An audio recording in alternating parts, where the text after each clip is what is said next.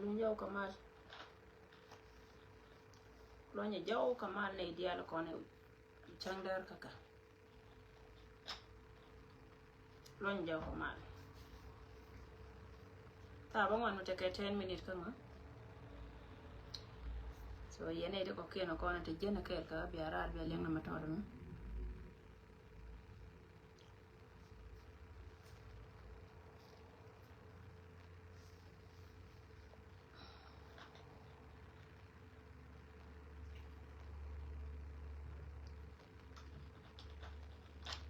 lo nhà dâu kamal ko ngamai mai ka sa mun den ngen dâu đó rồi nhỏ yo ka leng ngen dâu đó che bala dia đó ya ne dan je ne dan baro welcome back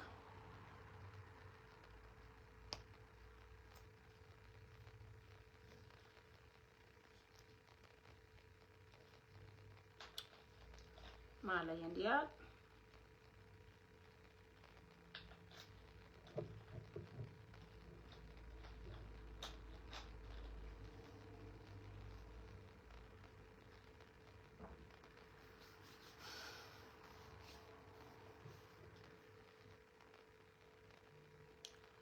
ya shabi janya lo si ala ne de jana diok te ka message mi ton mo ne je jaw che ka question de chati ne de content chilia manan ka news chala ni news yene den ko kena kon be ben gwana akin kena bala yo go la roy ente me lo ko roy na mo le changa nyan la da do la me che wo roje lo go changi no de roy ka jaw news la ken te de la lo ye jaw kan ne den kon ndon karan kan liya ko ngan che yenen mate karama don wo yo go yo babare ke bulon kana rai because ne do rete ka problem today and ne do da shi ne do dun ne do da ta riya roy lo ye jaw manan te ka jaw mashallat mala advice ye me to la suggestion actually suggestion me cha kam dit in kon jal ke dit no rete roy ka media she ne di shop ko wan che shot ken che comment nan kan news a jeno ko lo jaw ko te kan ne di sha lara ken go kan ken le go ko la na la da ni news kan jaw ande kun ngan de malaka te ka da wa dung ti da mo jene lo jaw jen manan cha wan na kon cha ka chol na mi sia ka gatwa normal mo go awagar ku rai a Wakanas News Network alla gwanda na gai bolshe men don yi no ga nyande ne ti team en kwache ken men chan gaje kan ka kan ne tin kona ta ka page dit ko konwer community ka kan ne ti dit ba ka kon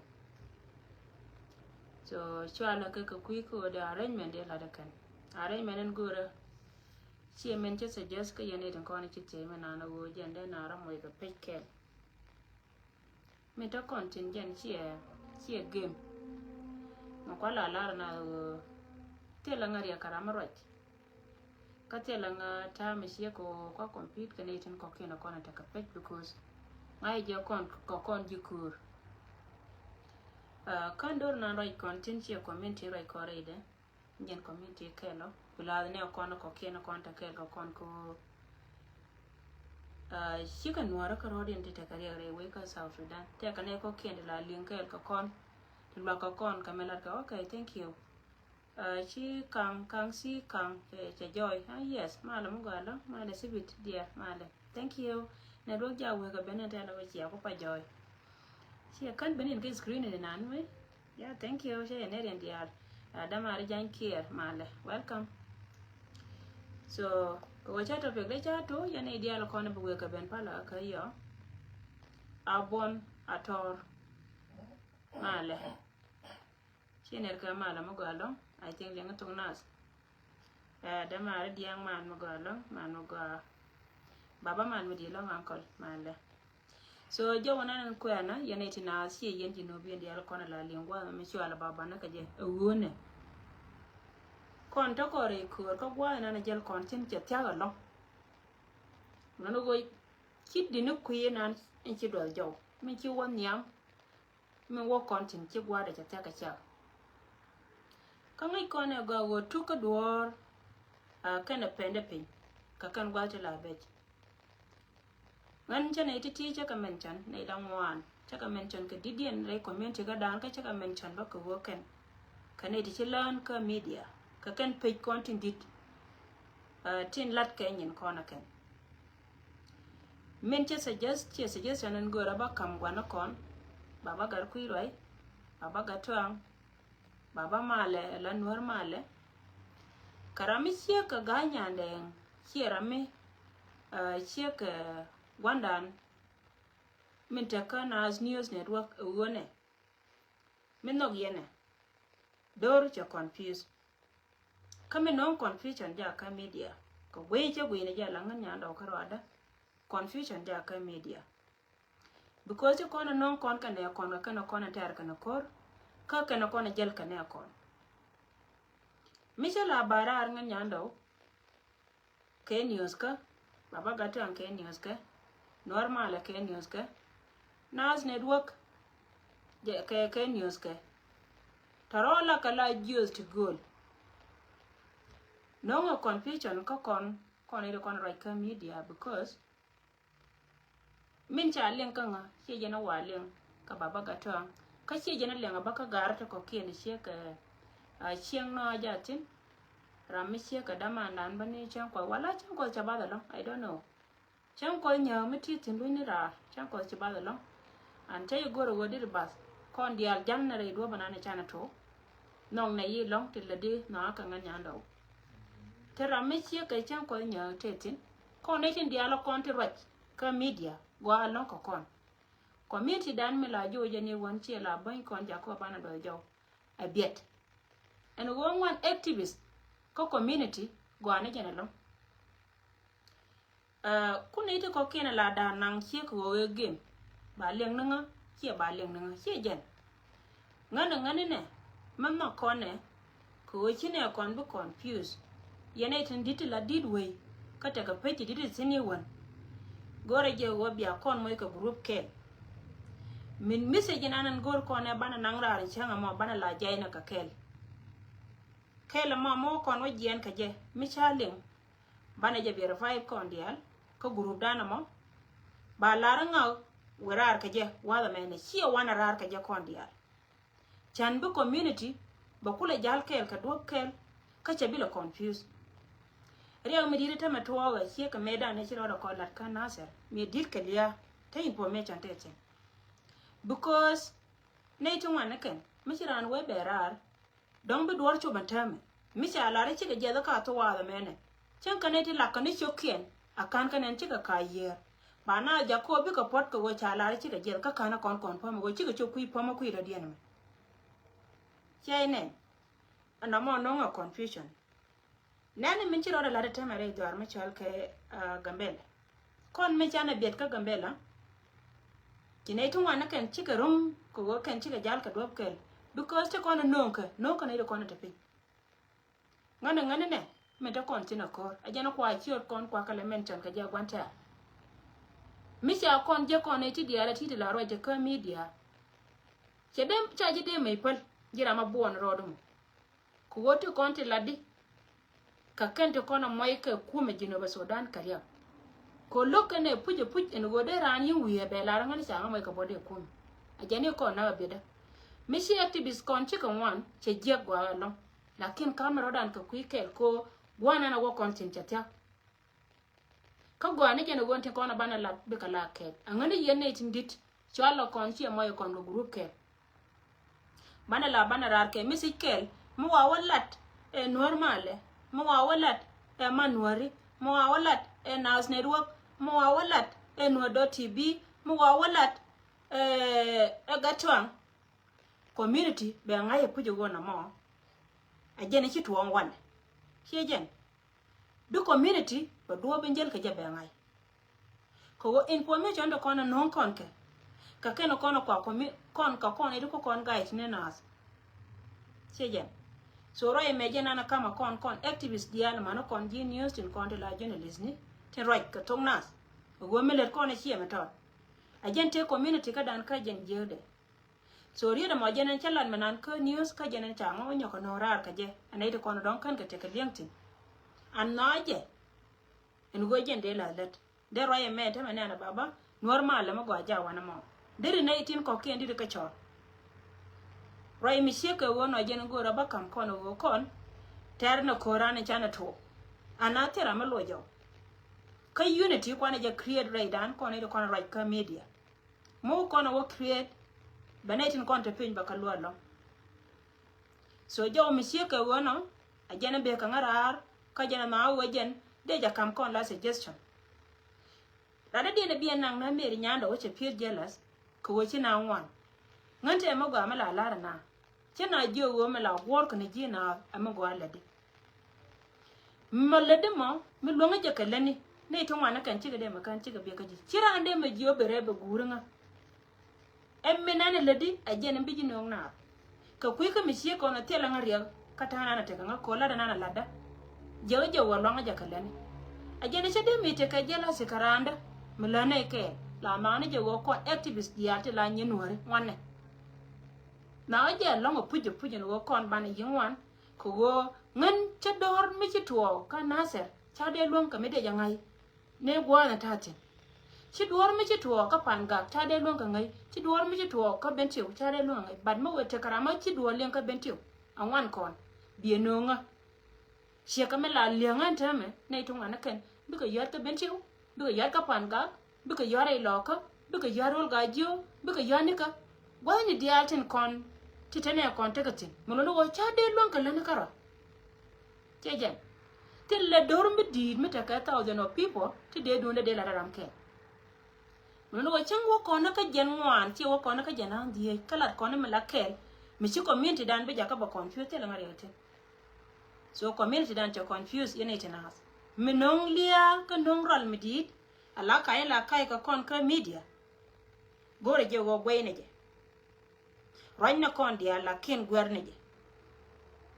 because bugad kon bika jala lor ray ka melat keken bi information ni bika wogo aka gwadia so na mejena nana no ngara ya ne tinas ka jena goro wa bilu nganga jaw pala nga ka cheme cha la ya la go ngan changi ne ray ka jaw news me cha wa ra jan ta me la ngane chong chong ala te la da cha ka longa ka la so jen mi she ka wona ko cha nga ti ne to kona chi ti jena lu ngara ray me nana ja kona de ya ko ray ka media gona ran group ke mitin ci tuwan walle ba ka yor ko group bana jen ka ke la wojen mo community ke lew mo weje walin bana te juch panan mi dirchiner galnya wajak toloman gadet male thank for watching so banay diaten content chal kene kon ba ko moy ka bom ci jen kabiriaten content lat ka be la to antama ma wa berar ka mi cha la da baba wana ma baba moy ka chu chingwane chika la cha de jena nan la wo confusion no ba wa ka me cha la de nga mun ka che jen ta na ma donga kai an donga kai ma jena tu kon che jen chinga me la to me kanan nan ne da ra ke don cha walin ne je ka kana walin ga kara mana na chiga to am yo da ka bari ya wannan ko community da na lawa ba we donga kai so na me information me go ra ba kam kon cha ba win detail because the media ba da jen gwan to da go ra na mo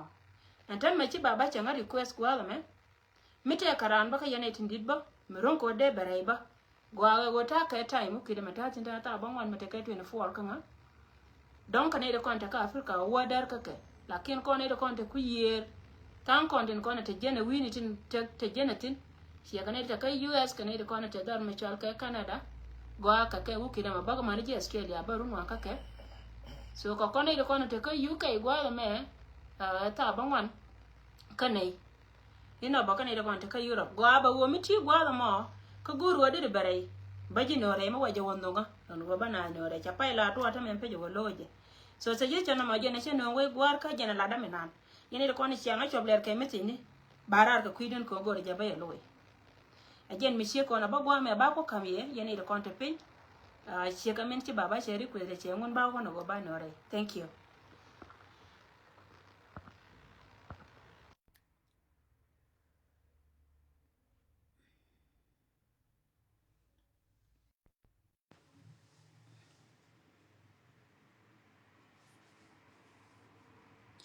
baba ti ka ading me che nyo ku du ni me che nyo je de go alo la go tika din gwa da mane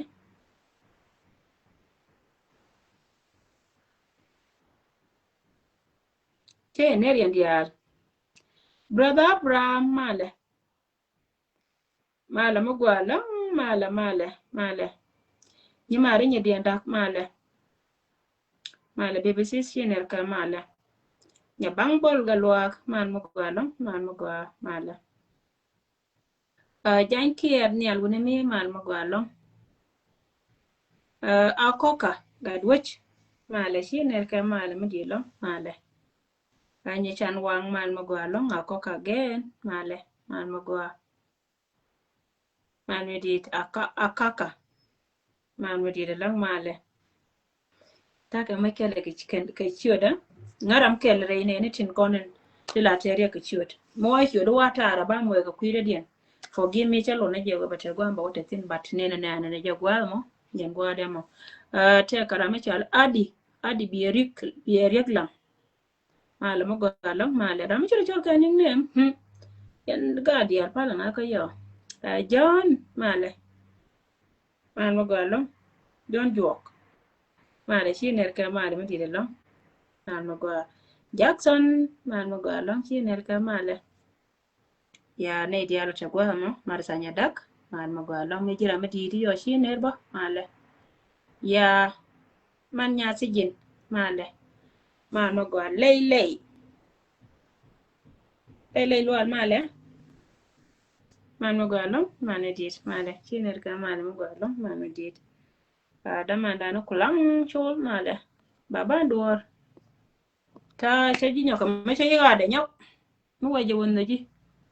male mo galo man mo gwa pal quiz male ko mo dit chiner ka male bro male man mo gwa go to see you dia ta che nyore dia nyora kamal ya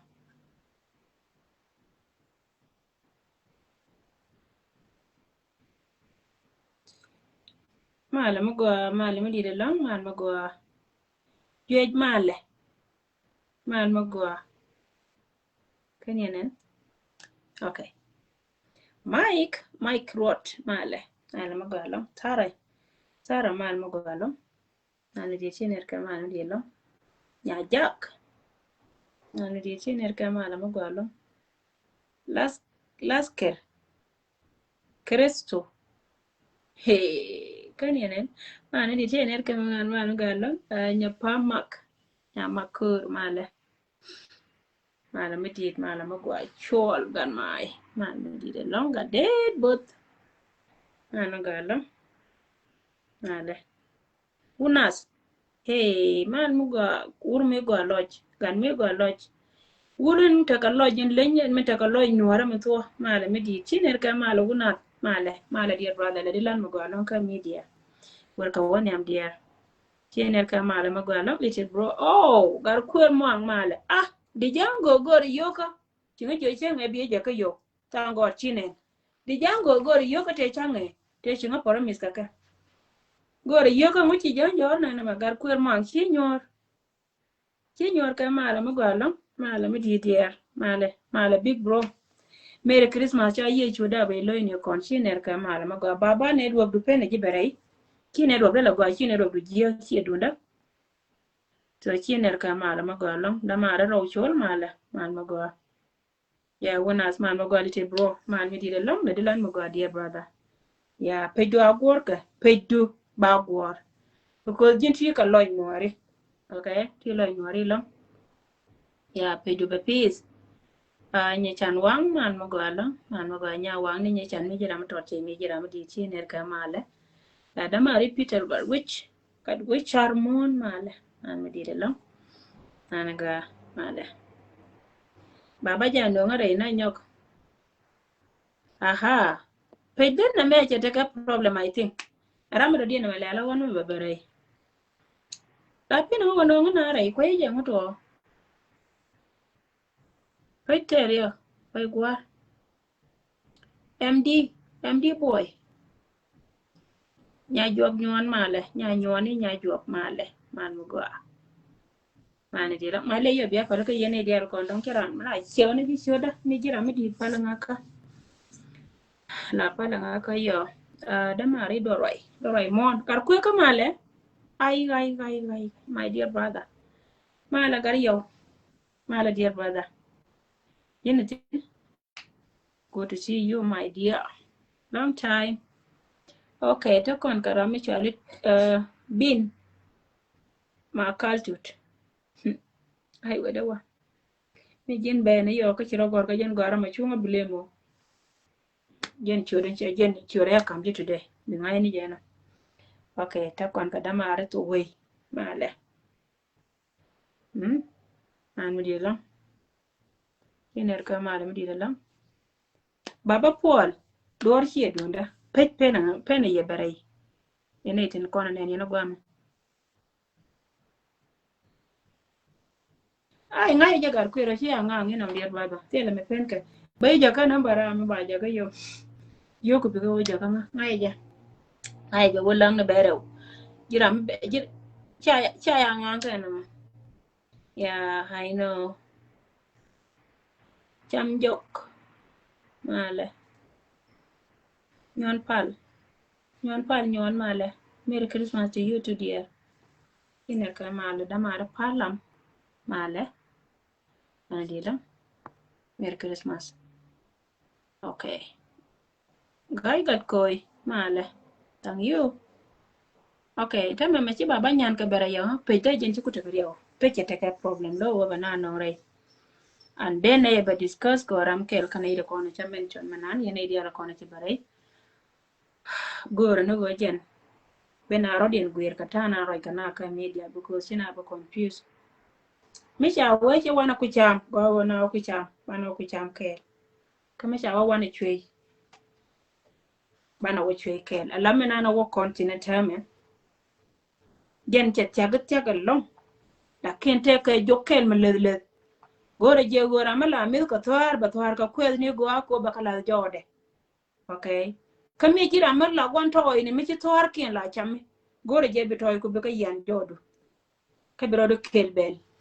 ka biya wo tem kono pa kiya kan wala barol ken tem ko be na ramo ke wo pin gore jokel mo go mi le an gore gwe ke jen me jo me a chile che ka men ya medan chana te ka tasir me jo me lana je lo gwe ko kon dial de ni ka biya lat ko ne ko na te ka media because ne ko na te pin moy kon ka dwal ka moy kon ka liam dit chejen mila ba ko rar bana we ya ci galen a cha yer je manan ka kan ne je don jom na kan ga piu ko lo ne kan ko bara wata de ka tari je na ko na ci ga partin ba na ja ko bi ka pot a kan ne je ka yer ba kwele na na chari ala ka cha dere ba lebu na ma kon media no go jen poinde mi cha bel kien la mai antori je na to ka chi kayen la no ngwa che wa nyor wi ja dien a che ga che wi anika ba we tu luen an gwa na mo ba kon ja ko kon ba na rogwir ka malera che je ko woran mi je yer ka che to ye ka de yo gam ni ale pen yer gore gwir kan gwir ba ta ka kon je media jena be ka ngaran mo tele nga je la se ka ne pech na je pu lakin ma wo continent ha me lede and gore je go bana la thousand of people ti bana roi ka jen man bana la bala to ke mi chana la bana ran changa mo bana ngai mi chana no rar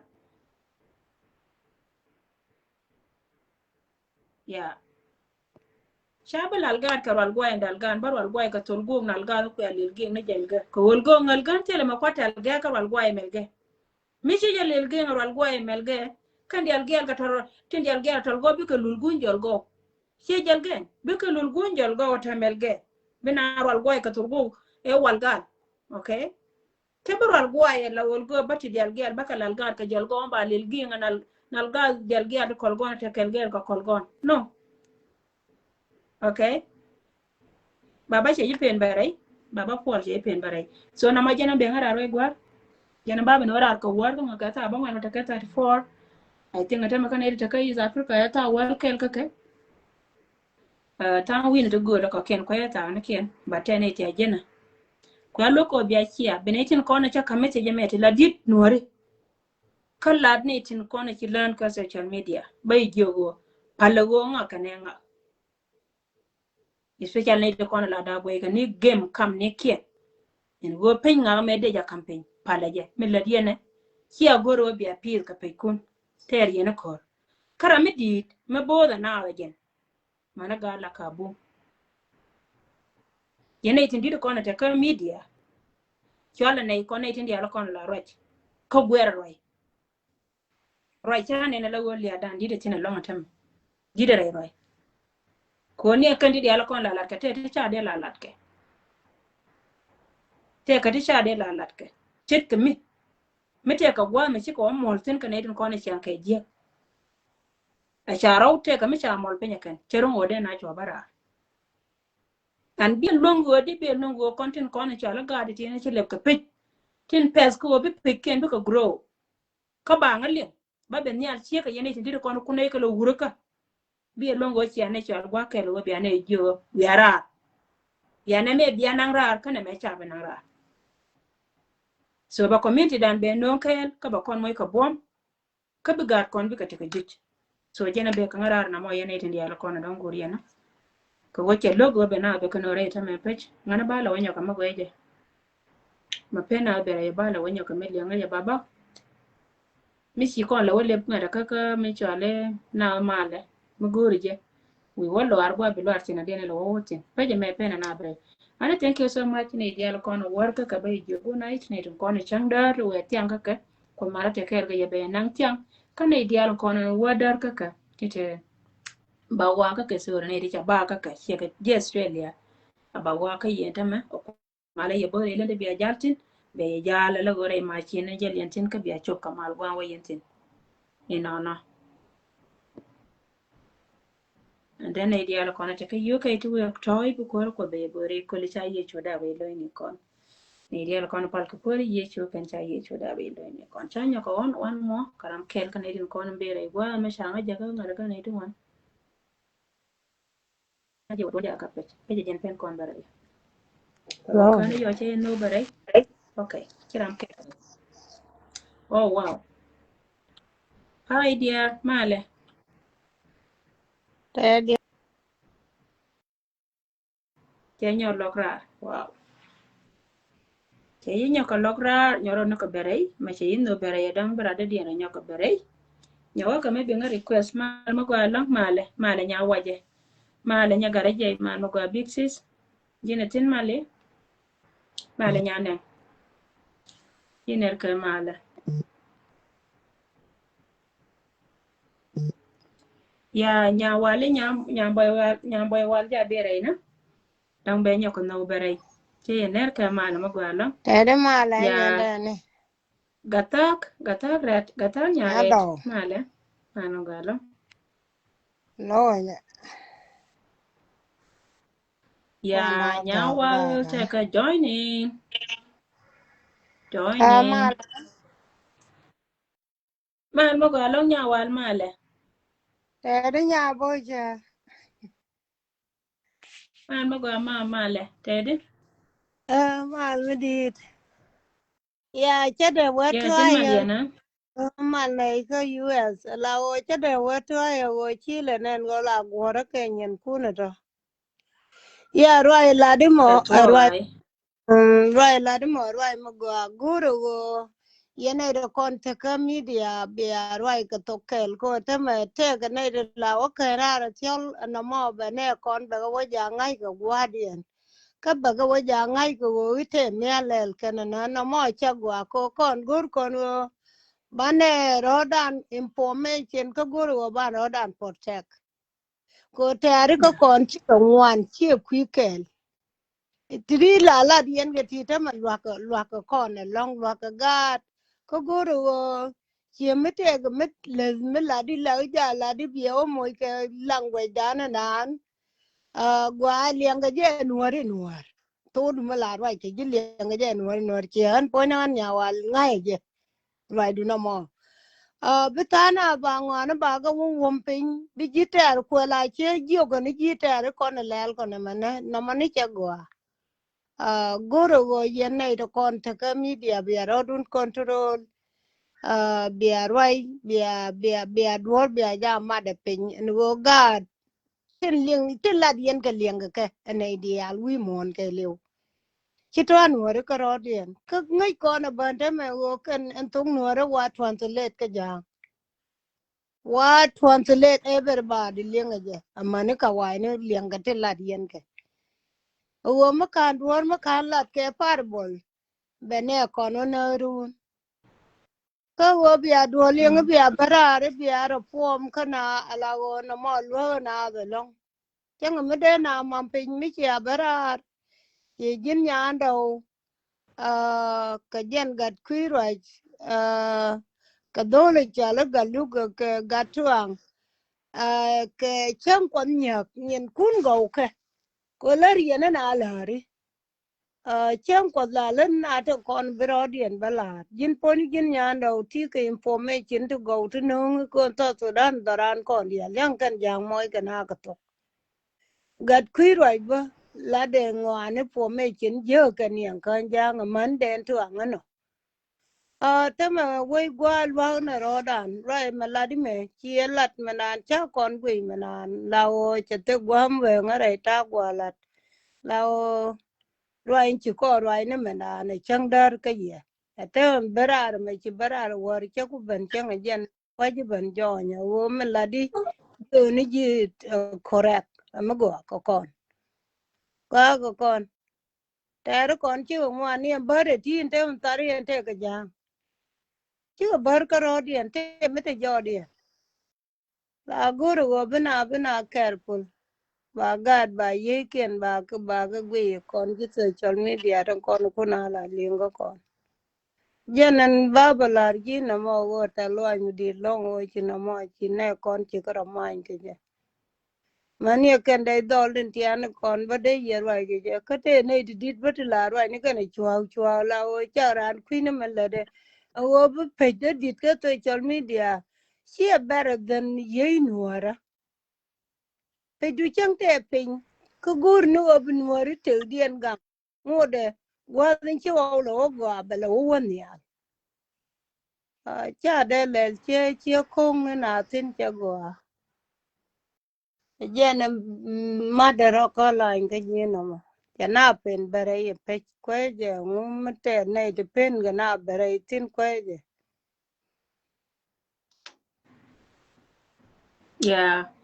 rai mo go ana mama nya wala la go dor la lar kana ja dor ka tit ne me chanen ko contribute long rejuye dan kare ka tin ya kon let kon baba chile na ada ta ma kuida gwa me baba peter chi ada long ku me ka chi che no go bi re ti ka adi ngata me ngan cha go ye go jen ko contribute ka tin je ya kon we ko to pu manene je information ne sa sudan an mala ne ka la go kan ti bi ne ke no kon chi ka ni sia me ya luinas la media gwa gwere kejen lakin bu gwer ko buka par te ko gwer ron ko de pes ko gwer de tore ide kan di che ka kan ro gor kan lat gor kan ni ba kejen ma wona ya itin de na kan ma ko barar ka yen ku ka ye ka wona ma na itin kon ko le pi na kan bi ka dwal ko kan de do de la da kan ko le ya ana na liu ka gad kon che no dan ka ka cha tum ro den ko kan pan ken ganga na kon ganga gad kien ka ganga ma na ken mite ka dobe den ko kora na ka je chieme chi wuri janga jala dena jala ba ya lakin gwa ku yo me chare to gwana te ka tin bana yingur korien ka me la chiwong me chalo go bana la kam na ka me bi wud dinu ku ina na bi ka tetin ya ya chana ka ba kam bi dinu bi ka wan ya jan so chane ne mi che ka wona ta me ka media gwa ga pu jo gwa na tin gwa ga media mi chi angwan tin cha ya la joi ka ni ta ma gwa to ko na cha chuo ba ne tin ko na chi chub gwa ni chi ka chub tin ti bi chuong no ra ba joi ka ke runta to gwa na lakini jala na jel kana na jel ka to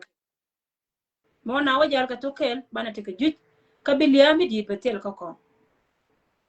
ante ma mati to yare idwelo na ma me barar chi jo nya wali je tolo ta tri redu ko kwala ne jen to la go jen kana ni chop dir rodu go ba birotol che jen Yeah. lakin mi jiyo ji to lo wadu yana dir yang hay go mi te ka gwam dir kaltin kon to bi la kel dir ya Mhm. gwen ko kula te don kai ga jira Yeah. so jen ta de na mo information ba mi le de long e ki yang hay wote mi ci gol mi ci jonta ma jinin ci na ma chare ke de mi ji raw te lo gwam de ma ci wol ka ji dir ngera jin pointo a changira luan ko jin mi tiri duelu ka ti ka dial mi te ka jira ba duelu ngandir wuje yor jen kwa la Mhm. wa me ya chep do duelu wuta egu ko wajen la yoda da cheje Mhm. en wana me che barara la wo chi ja ko bidwal ni ja da te jiri do shiro de long mi te ramba duel cheje Hello. bite ka Yeah. da ka wajen poinde mi chi duor che bene lede chi bene ngo lede ye yin ko gora mran te tin ba kula bo cheje so to gor ka je ken wo de kan ngine ne ko dong wani ran ka media karoi ko media te karoi ka te ka jiga de sha goro kan cheje nen ko na te men sa sudan la wa po nen men to de kore da na chi nyen chen dan ka ili cho la cha ne dan de kora cha kana kana te chi liu kana di cho ko thousand Nay thì nhìn bayin me ngon. lar ka jana go chi ne ko na ba nya jani rum yes chi ne ko na ba nya ka jani rum chi ka bidwa a jana la ke ken a Mhm. jana jan ta information ne no na ma te yere ko la yere bum ka te ka biya ti kon nyen kun biya ka gwer so dor cha luon ka melar ka je ko me chi na ko bara ka media ta me ba doran ja ko jen poinde ba kon ne tin bi liu bi ka liu ka ken ba chung ken ba ka kam kai gwagelo lakin bina te ka media ka bana je bana bina luok ko bi ye bi ka titin ajen ajen gwa yana mo thank you ko che jino re nya wal tin ko ne che matin kan gwa ken baba ta ma ko je ngana ya ne ruok du don ne ruok ka tuom che wera mo ja ni tin ta la no ngire no ngire ta ma che bere Dạ nè. mm Yeah, nó mà gua long la wan kia na liêng này long cái gì ya qua qua pe này chứ cái này đi al gua ra ta an gua ra pe du long makani nen ka la nge tu dai la diera la wa ka nya de ni che woni ko gua ru go bangwa ni ba ga baling ni ka me kan gar ma chare nan ka ko ala wong gar ma chari jan te ka te ne do jan ne ka pai ngwan e che chu te ne ne a te jui e chi na wo dore mi chi barar mi ye ka bo pe ko ba be je ko yen ji social media te ka ne de la ne to ba be je wo ne me to ko yo yu gar pi roi ber roi ba loy na be nyo me dwen ye ka pin la ri ma chan an chero de na yo yu gat ang barar e te ga mi ji tuo dar gar ma char bat ken ni tuo e la de no no en je no mo la wo ye ne to ka do len cho li chi ala o la re je kanan na gar ma char cha na ba đuôi nó còn cái je đuôi cái nó còn cái je ala o man ma ye chup ga ti je no ta ma na ro po no lu ne ngan wa je na ka ju ba bat la liang ani nyen ku na gwa la liang ni nyen ku na gwa ta na ga ju ba ta la pem le ba la lat nga ngwa na ba la ba tin chia ba lat ka la ba ba ji la ka ba ba je en je na mo la wo ta ma nu ri de ka lu nga long chi ti de na ro dien cho tin ko ne lu ko lo ka gar ma cha ran ta ma chi lu ngu go a lu cha ne lu do la kon ne weten wol ma ta kon tin ta ma te la kon me de lu ko ba woni ko ni ko kon ti gen dio a kon ne a kon ne ti do at ke kama ke naro dia ta bom ma ke naro ta bom ala wo chebe to ko da ma man ma pen de pin lat ni je jinya we gwar ba pen pin je chebe pen pin go ko da me ta ka juba ma chebe pen pin go ba pen pin je jen wo kur nan ter ko na ka jang chi wo cha luang luang ga je bat kur mi chi re ma te te ga no ri ku jani ka no ri ra ate me na me ta ka Ethiopia chẳng te ga no ri kel kwa bar ta po dan te me no ri jel ka kel tin e chi kur me de ga manyan mando mi chak lat ka ne New Zealand dan ku na ite tin ne ne ba nang che de ma tuo ge ba pe a betari an ken bar ko jel nuore ke min dew na kuimi wo nuore chi jel ke ku ku le te ne di jel ke yo yen bi chum na dai bare ndam ke yo kan din jo ke na to da ko yo na pot baba normal la wata mala kwa jiga chenyan la wala jio na ngache fail I think network to take my kala gwandi de la rai ka aba katum normal jana mala rai ka katum ke ala normal mo go don mala mo go la gore je lo la gore nyen ge gwandi la de yes ti la de la golong ke la de ti long long yes la gore yen je kala li ya cho go nya mo yes go chi nyen lo ka na dia te la dong ba ji ling ken kane kon la de jo ni ji wo wor ka won yam la ko ba gwa ben ko ti dial rai ko de gente ga gwa ke kre duora ga gwa ko duora gente ga gwa ke tu duora ba ne ga gwa go de duora to go di bilo dan ja dan te ma ka gwa bilo dan no te la o gwo na ne ke lwa ke ne kon lwa ke ne kon ene ma che lo da wang ke le la bara ba duola balar ba chieng na an te chol media la lo da wang ke njana kon chia con lúa long chia con lúa long we ga won yam ga mi lo ne kon nye na mo lo ne kon an chi lo da te long ko ji ko chi lo da te ko ne alba ko che yu wo gwa de gur ki ji te nye na mo ta lo mi di long o te mi chi roi te chi ro le te roi gwa nyu ru che che me la wi ro du ko ter jien bur boni jeli jin ka Nairobi la wo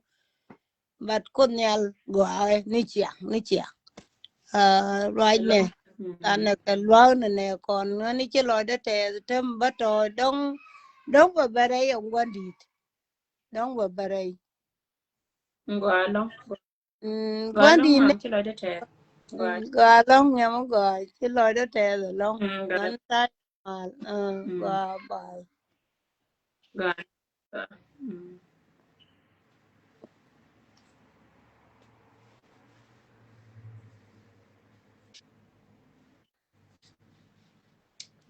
mala mo ga ka tiang mala abachi nya kala da mala wati ka adin mene ne rob da shi akwai mi yeah thank you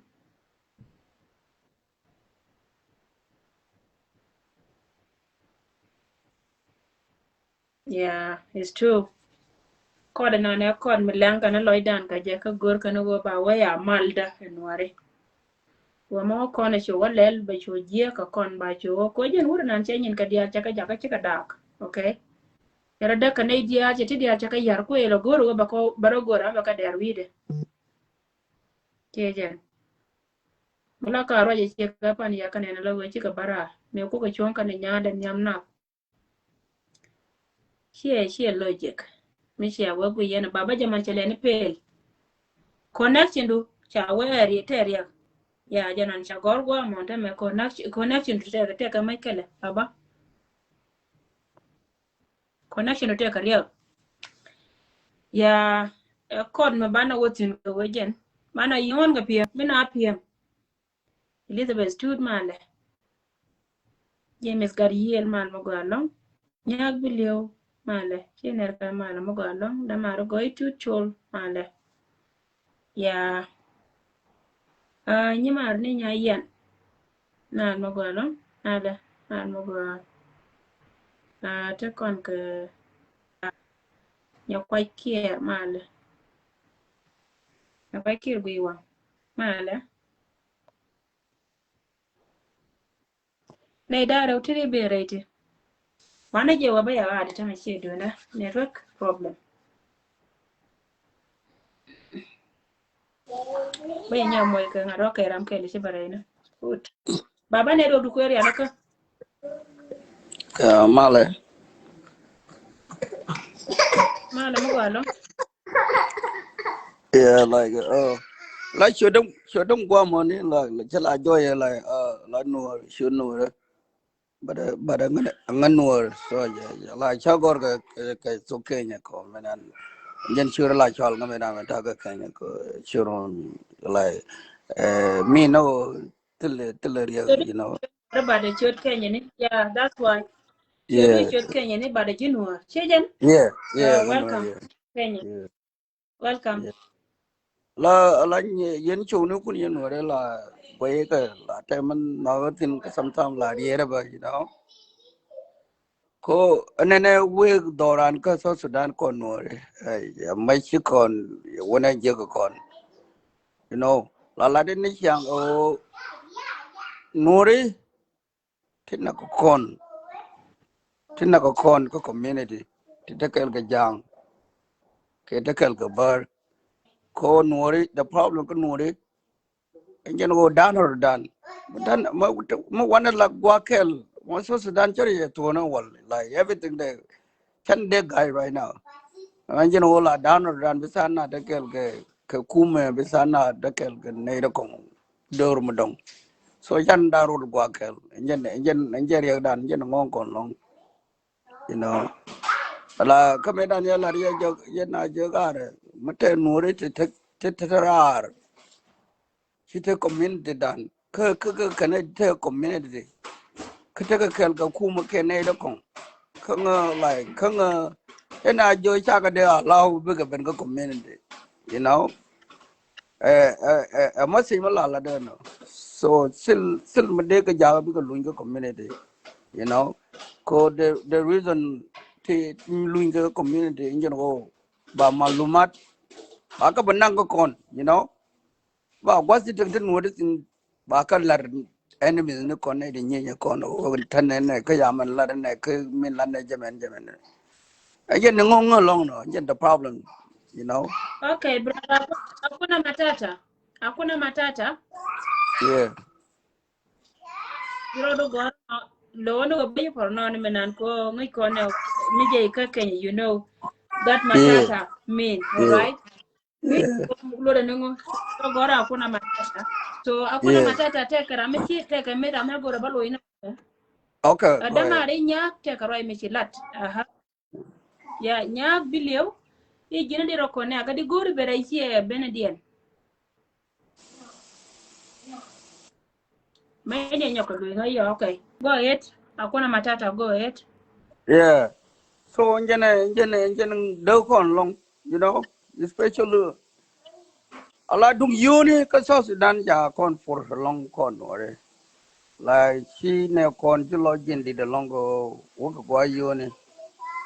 lakin you mu yiga chama go bi ber ke it's okay lakin bi kula ben o bi banana kon ko nuor ka ngi je la ajin nuor ya ko ko bin ne ku bi bana like jang jamana ta ga jang ta ga mi jala secret ke ko ngan ngai tuk jani you know ngai tuk jani go Okay. ta ga secret Hakuna matata. uh Nakuulizaje? Bado unajua Kiswahili? yeah Bado mini joke unajua so Kiswahili? yeah Okay. mini joke so Kwambia aje, usijaribu kuingia kwa politics. Juu saa hii hiyo topic si hiyo tunataka kuongea nayo. Tuwache okay hiyo mambo ya nini ya politics, okay? okay Tuko na topic nyingine tunaongea kuhusu nini ya community yetu. Kama okay so unakubali, unaweza okay so kata hiyo kitu, sawa? okay Sawa? so okay Yeah, sawa. okay Yeah. okay ala Mm. yen Yeah. kel min gore yen wore yen ko cover dun la kel you know cover la kel you know meza kel cover la kel la le dun la kel so yen gore mbala yen no ko ngana yiga boom but mo wana ben kel because coach because you know so tun medid ma la da long ner na ji ka biyo na dial na de gwe la da njeno wana banakel kauna dana ka loikel so njen gor balan so thank you Okay, thank you so much. yeah Thank you. Thank you. Ila dete. yeah kunga garara nan ba bi ko la gwe ba mane All right, okay. yeah gan ngana Yeah, ne dia lo kone ci ben kay jo te kay meton me suggestion tam la je pe menanta ma bi ta da ba ko ya ke nyoka meneri ye ne dia to te guite te pai ben ni ciyo ne kun da mari ji mi kan yel mala man mo ko alon bos res man mo ko alon bos res roch mala mo ko alon bos ci ne ka mala man di te kay nyima da ni nyokwaja nyokwa kier wi wang mala man mo ko alon man di damar ni ona bang ona bang nyin nyal ye nyin do sorry okay male sine ka mala mo gado nyaw bilew yes te ka mechi tey menan goro wode jelim goro ne barai ye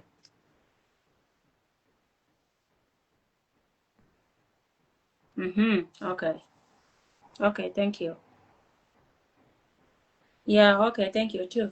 mala mo gado dama baro da ko gara because page pen na itin kono de te ka topic na na charo itin de ka baro itin pen ka barai especially gwanda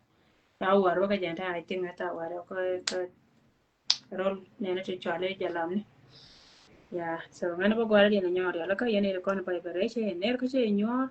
mo da mala gwara ne kan do tv sha ye chuda be lo ne kon ngana bana ko nian kamal bana but kamal lora ko garar bande je okay baba tam okay jinon tini gui che duna ta baye long wana je go bajigat la kwa jenen wana me bajigat bat kuidu wini me ne do bute kariya ta ma chi nyoka me cha jagat baba che jagat tam che nyoka ma kwa jagat ke chudu chi ade ta ma chi ka ade many a gui me che nyo kuidu ala ne do bu jente ka problem man mo gala brother kor male man mo ga ana dit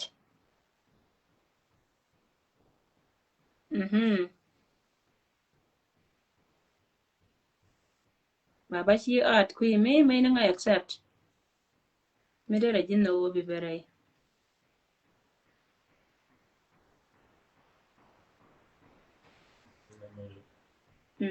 yeah de nga la request kui me changa request then chi bang me jere changa request wow yeah brother guy you wanna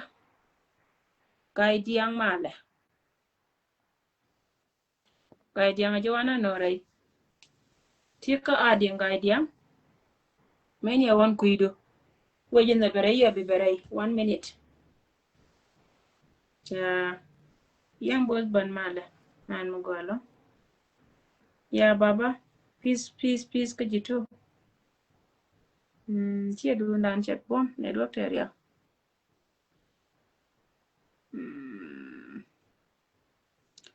yeah guy diang tika ading me ni wan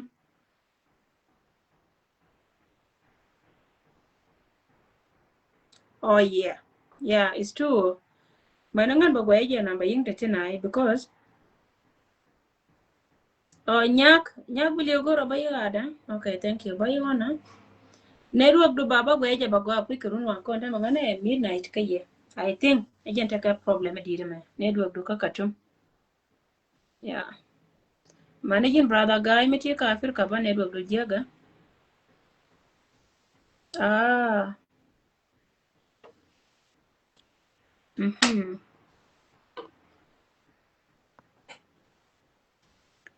see you tomorrow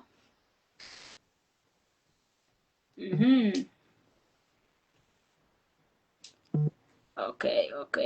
wana me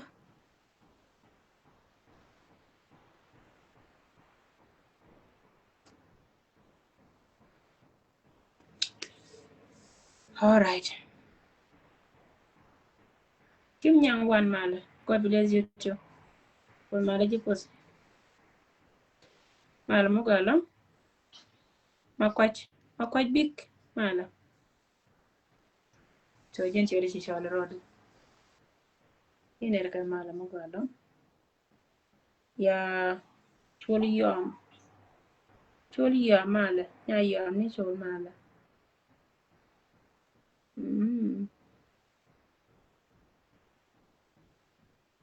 Good job. Yeah, good job. Thank you.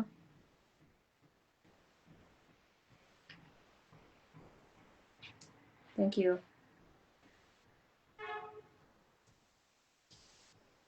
Ruby Reyes. Wani jiwa baji art Ramisia kadama ndani nyak biliyo shi George. Ni mi chinga kula wada jin kuimi nyak biliyo.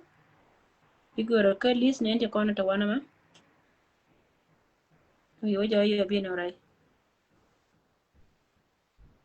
Alright. Nyak biliyo? No. Okay. Tell me.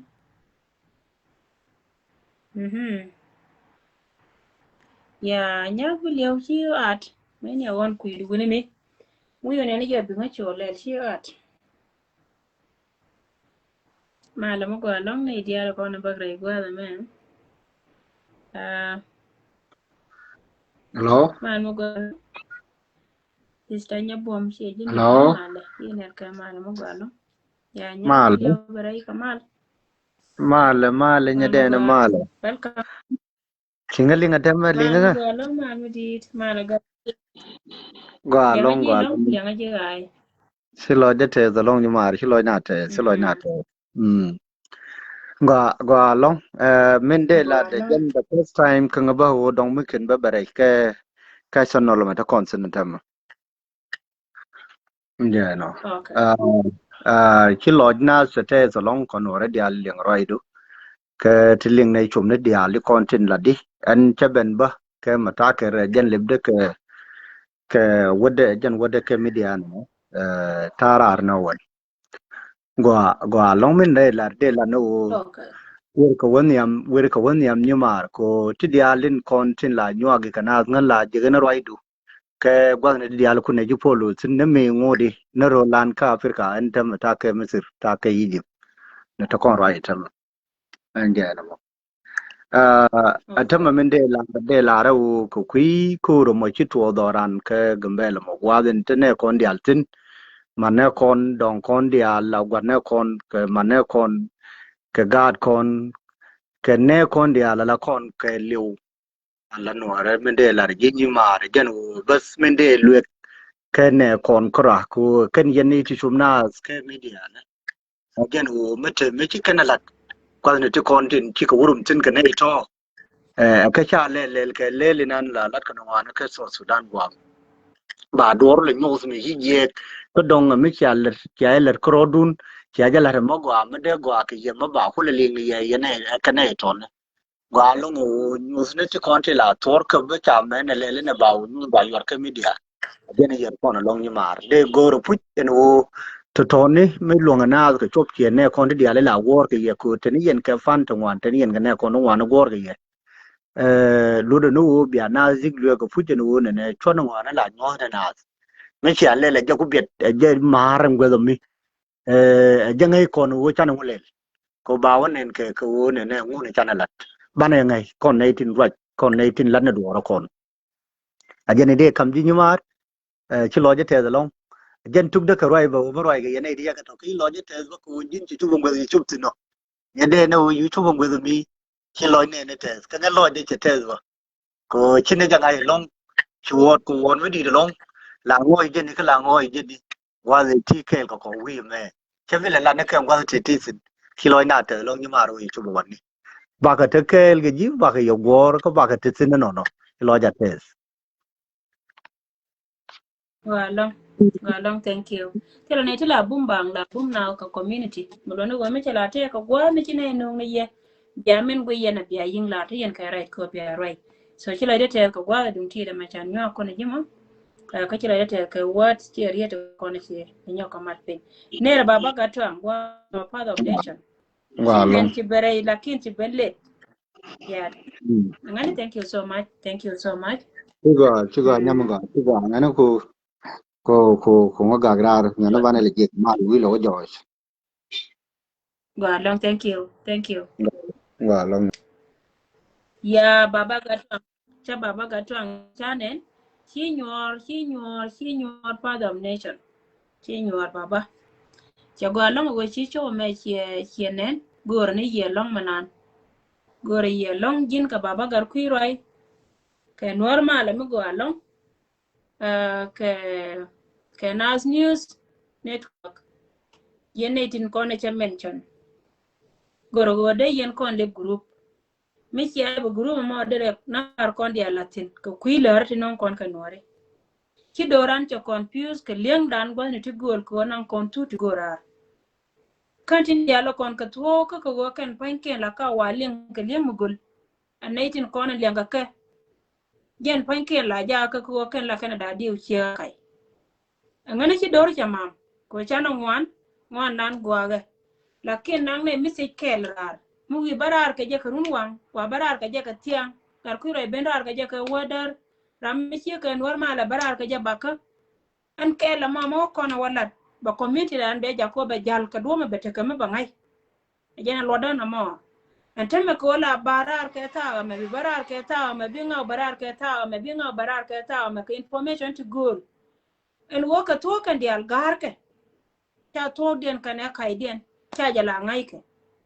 cha go yana mo kel mo loy kon jo katilat konte katite kana ala ken ajen be kan arar ka chalan manan ko news batte kan e cha nga chob lera ken badala da me chine iblat kon gadin tiene cha la da yene tin ditkin kon gurne ne kai kate ka petin dit die la dien kala dit ching tin sia te dun sia top ko wajen dia wur kel ka gad kun mele yene kor Murano gon kor na ter yene dia jal kel ka gad kun korun dia la de yen chala ne ko kon gatin kontin pin na kana tame kun ne kor ka do kama wo kono to gwa kel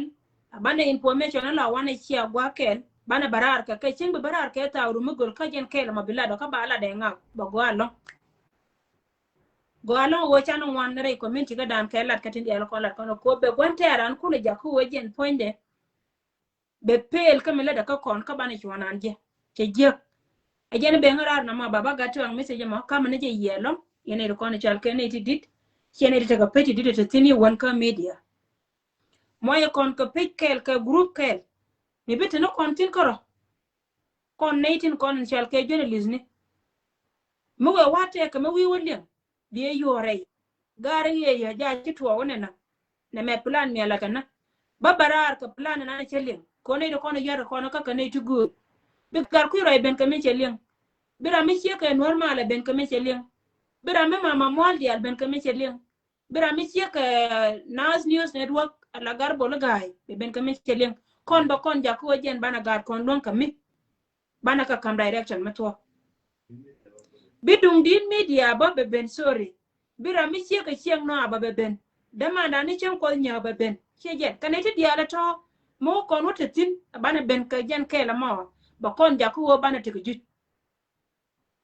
an temba ko wena na la weje jawa kon ko wojen mi chira ma ben ka bende jawa kon ko wojen ku community ku gar kantin dia lo kon tin non kon ka kana la te gan kon jene be ka ngara na ma ka jene gora go banya ka mariye baba gato an jene gora ba mariye go men no yene la ba group ken biya kon latin be bana information la wana lantin mi ki to biya bana ragani wana ma wona me ha ki to mi te tin la plan bana la ba la ke cha bala ko te ka plan ti de plan ka ku ko jen ba ngai ba lin bana ko ba wur ka je ba to da banjo anama mo kon waro tin ti dia lo kon ko plan ken bane mo kon wan yur tin kon dia bane jagui ka won kon ne tin dia lo kon rai balate ka chon ken mala o barar ma de kon guide ka drop suko chenga mi chane leng ka dong de dem no kon ka je ko te ka tila da pa kon ka ken te men jita kan bane ko ro bok tin wa ma ko kor ni ka jen pan ken plan di nan cha la ka ken ja pe so na mo kon no ja ko bane te gwa ken ba kon la ja ko mi cha plan ken ka gwe ka je wona mo nan ba kon ja ko cha bangala kamite tiya ga long kadere ne ko ndere ka waja ko baka moy ka dual bane la dan bane la ne je bane jala wane je kejen ko go kon ka kon lwa ka ko na kejen tin kon lat kon ke jaken gat kon te pin ko dwal ke katin kon lat kon ke jaken gat kon te pin ko ken buka bom ka kuy ka me che bona jenen be ka ngarar ko brim ji nyok jin baba gatan ko ti gui don ti let mu wi te ko gwaba dir yo gor me che ka wono dir yo gor yendit tin char ke din wari kati rai kur Nay na cha chiot kuna men chani jang. Tin ter ko kor. Chan kiran wo ko juben tam de yikar. Churo do le bon. Ko yen chia kor ter kel ka gar kun. Ngana kon dial kwana jar ka token tame mo kon na mat kon ji media ka token kon ere kon la reala non kon community dan non kon e jawona na te kon gen poinde bine kon bi ka bom wa wo kon tin te chaga long lakin gen te ka roi me bay ala wo ja na pod de tele tet mi ci wo ko de je la te ke le che gen ko wo ba ji cha tele me do ni je che gen mi te ka tet di te doin ka di chum ne lakin mi jira me bum la roi je ka jiju ka ni choku aba ngang bi chum ne ne atama to ko roi gwa me che mi te ka jama po mi la da wi wona je wo wi nyel bi chatti mu wo kan ci ko no gor bana je roi be je da go ko bana pen lakin mo ko no walon kana te ka chop ke lo dia che gen kana te ka chop ke lo dia so na majende kam ko la chum ka jene be ngara ko chanen